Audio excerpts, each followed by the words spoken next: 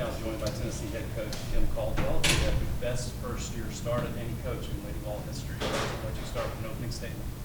Yeah, it was a fun offensive game today. I knew it would be fun once we started hitting threes, so that was good. I think that was good for our confidence. Our second half defense still needs a lot of help, and we still need to work on our box out, so we discussed that. And we got to fix those things before we hit the road next week. Let's start with Cora. Your team didn't just break program records. They were the first NCAA team, men's or women's, to hit 33-pointers in a game. Just to hear a record broken to that level, just what is it like to hear that, and does it surprise you at all? Yeah, it does surprise me. We shot enough of them. We should have broke it. But yeah, it was surprising to hear that it was a record. Maria and Ryan. Coach, you said when it clicks, it will click. Now, I'm going to also weigh that against the opponent, but also you still got to make the shots. Just what was clicking so well today? Yeah, I thought we took better shots. We took shots in rhythm. I just hope that it is a confidence booster for us going forwards. Do you feel like the effort was where it needed to be for 40 minutes tonight? Was that something that pleased you, just kind of staying focused? Yeah, I don't know that we stayed focused in the half court. So no, I wasn't particularly pleased with that. Our first half defense was good. Second half, we kind of just got a little sloppy. Got a Casey in the back row. In your introductory press conference, you said that you'll never be Pat Summitt, but you'll try every day to be someone she'd be proud of. Having the best debut start in history for this program, how does that do so? Yeah, I mean, we just want to make everyone that has played here and every part of the legacy proud. And I think you do that by playing as hard as you can for as long as you can, and hopefully you get the results. And right now we're getting those. Next to Caleb and then Cora. What did you see out of Samara today to allow her to have the night she did? She played really well. She played with confidence. She had fun out there. Her three-point shooting was incredible, but her 10 assists, no turnovers was also incredible. And she had some moments where she could have just gone and got hers and tried to get 40, and she was getting people open, and that was huge. And that's a big reason why we hit a record, is because she was sharing the ball. Next to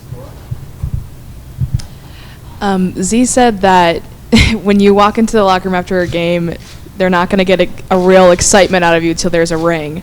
And so just what was kind of your post-game speech to them after a record-breaking night? It makes me nervous anytime Z says anything.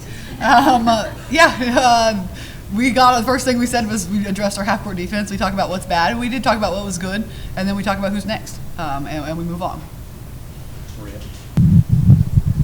Speaking of Z, I'm sure you saw it last night about Jill showed me yesterday. where she said you reminded her of a chipmunk. Mm-hmm. And she explained, adorable, cute, but has a wild, side that can, which is such a Z thing. I asked her thought process, and she said, clearly I didn't put any thought into it. Just what was your reaction? And does it kind of show how loose this team is? Yeah, we just shouldn't let Z talk anymore is what should happen.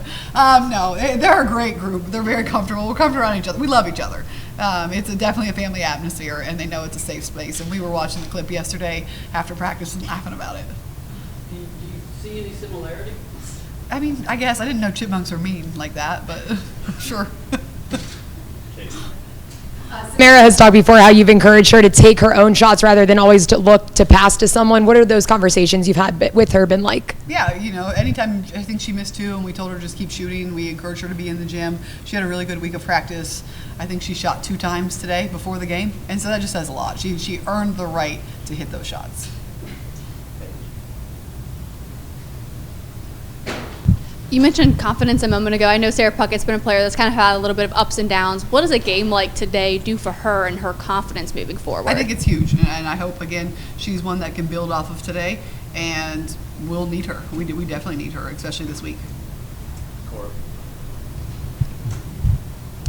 What's kind of your approach to making sure team doesn't get too high, too low? Is that, something you've tried to build, consistently, so that way when you have a day like today and it's fun and it's amazing, they don't get too high? Or just what's kind of that process like for you? Yeah, I just think we keep our standard and we keep our values, and we know it's important, and we either hit them or we don't. And if we hit them, good job. Let's move on.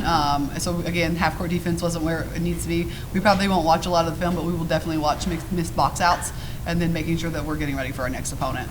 We don't really celebrate very long in the middle of the season. Maria. Just a housekeeping question. Obviously, Jewel Spear, Kanaya Boyd missed the game, lower leg and concussion protocol. Just what is sort of a timetable for them? Are they game to game, day to day? Yeah, they're hopefully game to game, day to day. We don't really have an update. Hopefully Kanaya will be back next week. She checks back in with Doc and everything. It's going to be Monday, so.